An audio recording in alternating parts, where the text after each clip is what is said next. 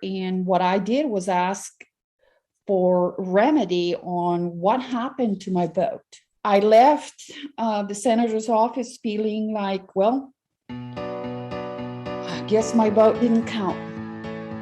Welcome to the 100-Year Lifestyle Podcast, dedicated to you and your loved ones living at 100% for 100 years and beyond. I'm your host, Dr. Eric Plasker. Welcome, everybody, to the 100-Year Lifestyle Podcast, where we are transforming health and longevity worldwide so that you and your loved ones can live, truly live at 100% for 100 years and beyond. And we have an interesting conversation that we're going to have today. It's an important conversation that is relevant to what's going on in the world. I'm going to introduce you to a woman who's, if this happened to you, what I'm going to describe to you, what she's going to describe to you, if this happened to you, my guess is that you would be mad. It would give you a sense of purpose. And we're going to meet a woman who stood online for 3 hours to vote, got up to vote, and they told her that she had already voted. And she had not already voted. And she is not alone. There are others like this. I'm not going to tell you anything else about it, but here she is. I want you to listen to my entire conversation with a very courageous woman. Please meet Ursula Wolf. Here's the interview right now. Thanks for being here with us. Hey, everybody. Dr. Eric Plasker here with a new acquaintance, a meaningful story to tell you about. This woman, you're going to hear it from her. I heard it from her. Her name is Ursula Wolf. Ursula, welcome to our conversation today. Thank you for taking the time to have this discussion. Thank you very much for inviting me to be a part of this discussion. Well, it's an important discussion. So Ursula and I were at a similar meeting, the same meeting about a week ago, and she stood up and told her story. I'm not going to tell it. I'm going to let her tell it. We were talking about the election, the 2020 election, and what she said, my jaw dropped actually when I heard her tell this. So Ursula, why don't you tell everybody what happened when you went to vote for the 2020 election? When I went to vote on the 2020 election, I did early voting on October 13th at the Alpharetta Library. There were very long lines. While we waited, there was one of the poll workers' assistants came out and apologized for the really long wait because there were only a couple of the poll pads were working. Finally, I got to get ready to vote. I presented my driver's license to the poll worker. He took my driver's license and he scanned it through the poll pad, and he looked up at me and said, "Ma'am, you've already voted." And I just said, "Excuse me, what do you mean I've already voted?" I said, "I didn't just wait 3 hours in line because I've already voted." So he was, "Oh, well, I'm sorry." Then he proceeded to ask me if I had requested an absentee ballot. And I told him, no, I did not. At which time he tried to make some entries into the poll pad, and he was not successful. He indicated, "Sorry, our internet's not working. The system has been really slow. So let me see what I can do." And he pulled out his computer, and in his computer, I could see he was entering my information. And he said that he was going to handle my vote manually. He proceeded to give me a vote card, but it was a open vote card because it had not been linked to my name via the poll pad using my driver's license. So I don't know what the process would have been from his note or his entry into his computer, me going with an open card to the system. I did ask him, "Can you tell me what happened? Can you tell me the reason why you show on your system that I've already voted?" He told me he could not. Wow. And so how did you feel when he told you that? I mean, I cannot even imagine if I had waited online for 3 hours or 1 minute and I had not voted and somebody told me that I already voted and I knew I didn't vote. I don't know that I could have contained myself. How did you feel and how did you react? Well, I was very annoyed. I was trying not to let my anger get the better of me, because the young man in front of me, I didn't see that I was going to gain anything by losing my temper with this young man. But he did indicate to me that, as far as he could tell, that he was going to record my vote manually, make sure that it counted. But I'm a poll worker, and as I understand the system, I just didn't see how my vote was going to get eventually tied to my name. And apparently there was a process that they needed to follow in order to cancel my absentee ballot request in order for my vote to count. So there was an absentee ballot that was requested, even though you did not request it. Correct. Okay. And that's how the vote was submitted under your name. I presume that that's how it was, because I certainly had not voted. I certainly did not submit an absentee ballot, voted by absentee ballot. I certainly didn't do that. So somebody did. So this poll worker attempted to do something that you don't know whether it worked or not. What did you do from there? I did contact my senator. I did call and submit the information to the hotline, the discrepancy hotline that had been set up. And I told what was happened, and there was someone would tell me, we're going to give you a call. And then at some point I received an email from someone telling us, hey, if you have any discrepancies or you witnessed anything, put it in an affidavit and submit it, which I did. I put it in an affidavit. I had it notarized and the whole thing. And I submitted that to the Sidney Powell team. I did hear eventually from one of the team people over the phone. Wanted to verify that the information, just confirm what I had put on that affidavit. And then he just said, well, we may get in touch with you. The next step that I took to try and was to find out what happened is I contacted the Board of Elections member for Fulton County that represents my district. And he indicated to me that sometimes there are mistakes, and that, it's been quite a chaotic situation, that the changes that as they happened because of all the COVID thing had complicated things, et cetera, et cetera, et cetera. But he told me, if you go to my voter page and you see that your vote has been accepted, then that's it. Then your vote's in. And I kept saying, but that doesn't explain to me why I was told that I had already voted. How do I know which vote is the one that counted? So on your page that you went to, did you see that you voted? And was there a way to see that whether or not it was the accurate vote that you actually cast? There is not. The only thing that my voter page indicates is whether your vote has been accepted or not. But it doesn't tell me anything else. So how do I know that wasn't the vote that was accepted, was not the absentee ballot that somebody had filed with my name?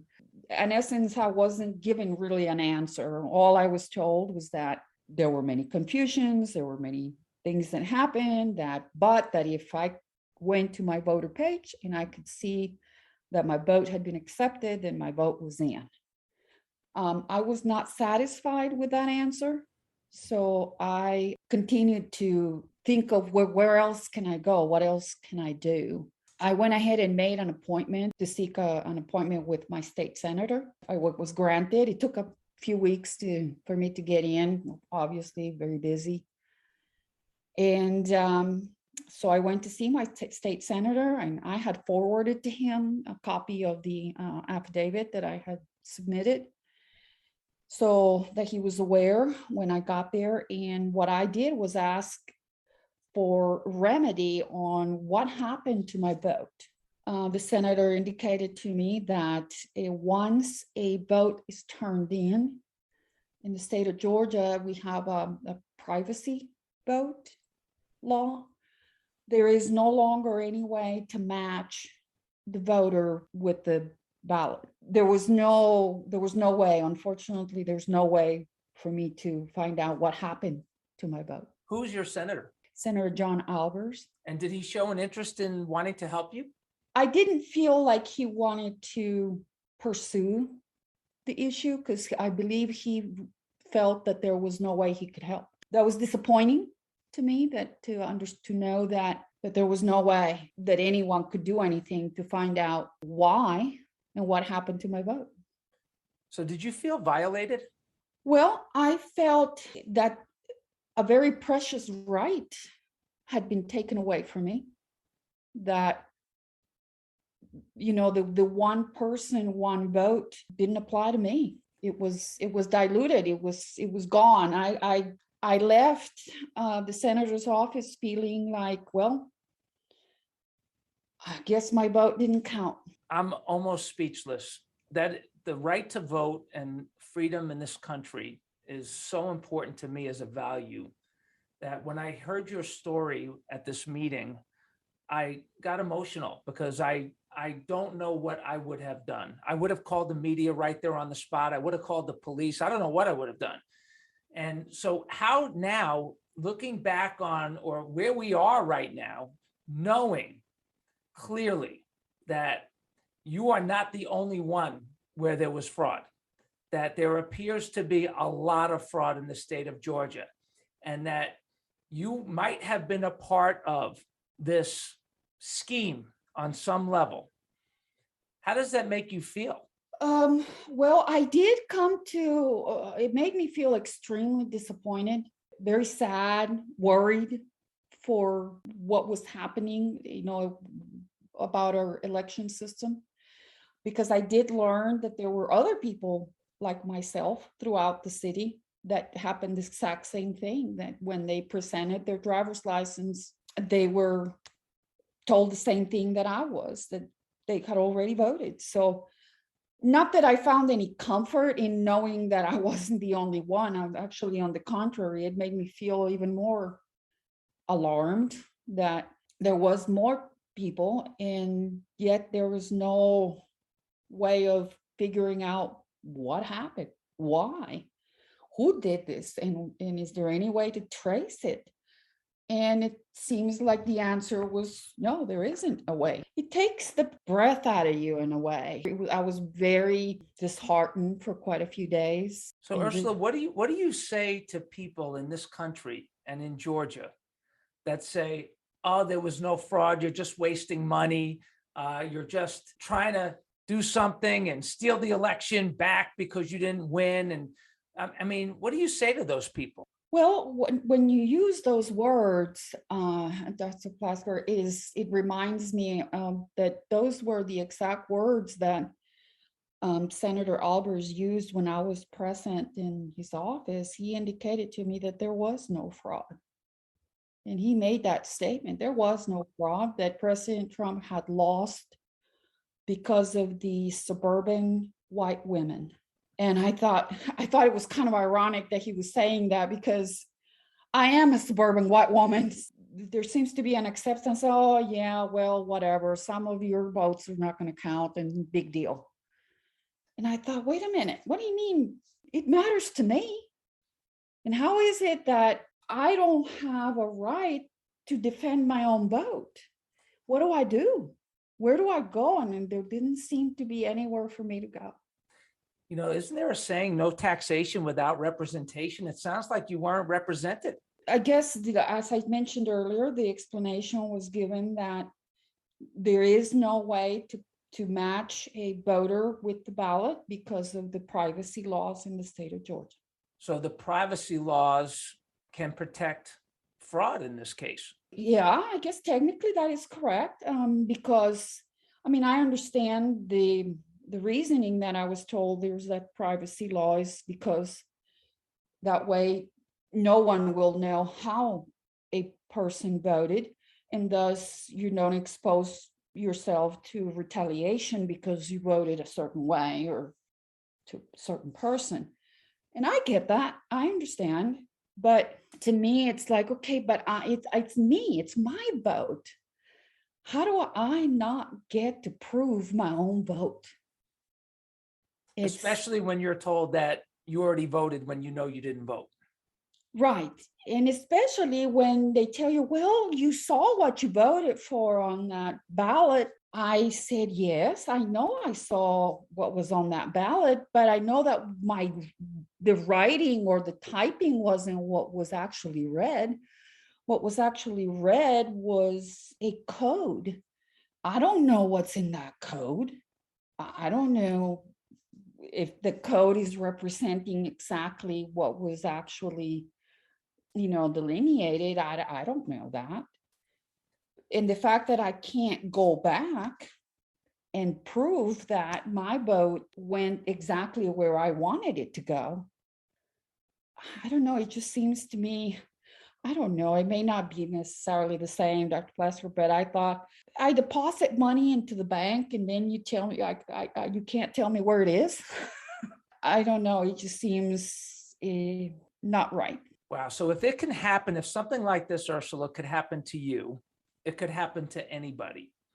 And the fact that there are so many questionable votes, I don't understand how there is a person alive in the United States of America that cares about democracy, freedom, the right to vote, that would not make election justice and election accuracy a priority. So moving forward, what are some of the things that you would like to see done to ensure that things like this never happen again to anybody in this country? Well, one of the things that I would like to see done is to remove the no reason absentee ballot request. Right now in the state of Georgia, anyone for no reason whatsoever can request an absentee ballot. I would like to see that change so that there is actually a real reason, such as medical or active military service or anything of that nature, that would actually require a person to need an absentee ballot. And I also would like to see that there's got to be some way that as an individual, I can prove my own vote and that it went where I wanted it to go. It seems that that would be I don't know how technically that could be done. I don't know the changes that would need to happen. I understand there are some states that have the ability for the voter to go back and be able to see what they voted for. But currently we cannot. And to me, that just leaves with everything else that's going on, it leaves a very giant gap in trust. The system's working as it should. Yes. And so to me, I know to you, this is really important. That's why we were at the same meeting, by the way, because Correct.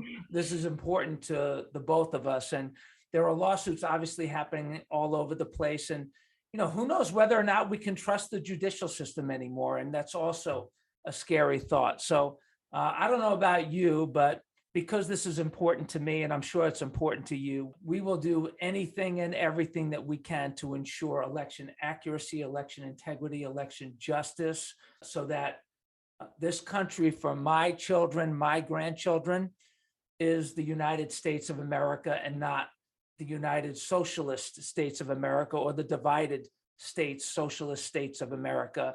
I mean, that's very, very, very important to me. We talk a lot about health and longevity and expressing your full potential for a lifetime. And if there's no integrity in the system that you are voting for and that you're standing for, then it's really hard to achieve that potential. So closing thoughts as we wind down, for anybody listening that may be questioning you or questioning what's going on, what would you tell them to do? Wow. That has happened to me where I tell something and people look at me kind of suspicious as if maybe I had done something incorrectly.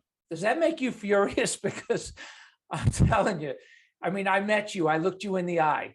I saw there was a guy that stood up, he was standing in front of you at this meeting, and he went ahead of you when you thought you were being pointed to, and I think you were being pointed to speak, and he didn't see you because he was in front of you. I saw the look in your eye, like, I am not going to let this happen to me again. The eye of the tiger, so to speak. So what do you say to those people? Just tell them, look, if you want to, like an ostrich, put your head under the sand and pretend like none of this happened because that makes you feel better, or it some of your concerns, then I'm sorry. I'm sorry that you don't. But those that know me, that know my integrity, and that I wouldn't put on a signed affidavit lies, then you have a long way to go. And I'm sorry that you feel that you don't believe what actually did happen. There was one explanation. I did watch the hearing that happened on December 30th, I believe. It was the long hearing where Senator Beach was in there, and Susie Voiles got to give her testimony. Attorney General Chris Carr, or someone representing the Secretary of State's office, gave testimony to the effect that if there were some people that requested absentee ballots that mistakenly may have checked the box that indicates, please put me on a list so I can receive absentee ballots all the time.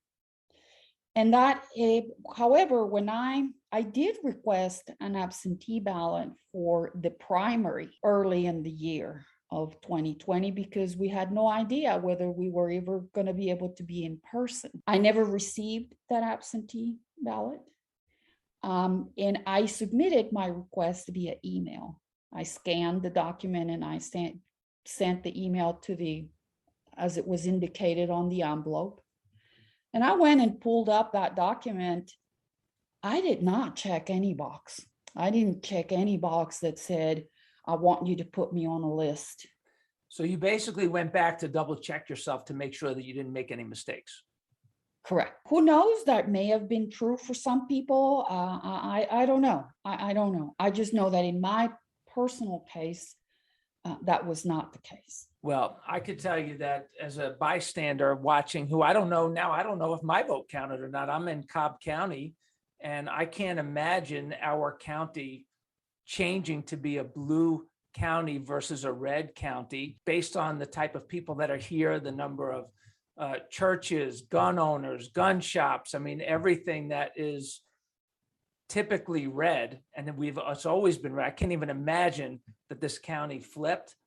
But knowing that there was, in this case, and in many, many, many, many, many other cases, the possibility of fraud, there's nobody anywhere that should argue, especially if they feel like their vote was counted, that should have the right to discount your vote or potentially my vote or anybody else's vote. And they have to be audited. Every single vote must count. Every person, one vote per person, period, accurately. And so with that, Ursula, you will be in my prayers, your family. We will fight together on a lot of these issues, I have a feeling. And I'm really proud of you for standing up and telling your story, because honestly, with something like this, we have to win. We cannot not win. We have to win. I agree. It should matter that it doesn't matter who or how many. If you have a question on whether your vote was accepted and processed properly or not, there should be a way for one to ease that concern. Yes, indeed. Well, Ursula, you're courageous. Glad to call you a new friend. Look forward to working with you as time goes on. And for everybody listening, in the world of 100-year lifestyle, where we talk about people functioning at their highest level for a lifetime, living a life of integrity, living well, living healthy, prosperous, contributing to the world with all of your heart and soul and talents. There aren't too many things that are as important as this concept of the integrity of the right to vote, having your vote count. So with that, Ursula, great meeting you, great chatting with you, and thank you everybody for being a part of this podcast interview with myself, with Ursula, and everybody. Listen, get involved. Make sure your vote counts. Push it. Don't accept the, oh, you're wrong and don't be a whiner or whatever. The other side will always want to make you feel bad for standing up for what you believe in. Do not accept, reject those feelings, the pushiness of that side. Reject it completely. Stand up for what you believe in. Thanks for watching, everybody. Thanks for listening, and we'll see you next time. Thank you so much for joining us on the 100-Year Lifestyle Podcast. We hope you enjoyed this episode. If you have topics that you want us to cover, people you want us to interview, maybe you have some stories that you want to share, stories of yourself, loved ones, people in your life, we would love to hear from you and share your story. Please email us at my100@100yearlifestyle.com. And remember, nobody wants to get to 100 or even 50, 60, or 70 for that matter, crippled, broke, and alone. So please share the 100-Year Lifestyle, all of our podcasts, social media pages, website with your family, friends, and coworkers so they can take this journey with you. And until next time, adjust your lifestyle. Live your best life today and every day on the road to a sensational century. Dr. Plasker, signing off.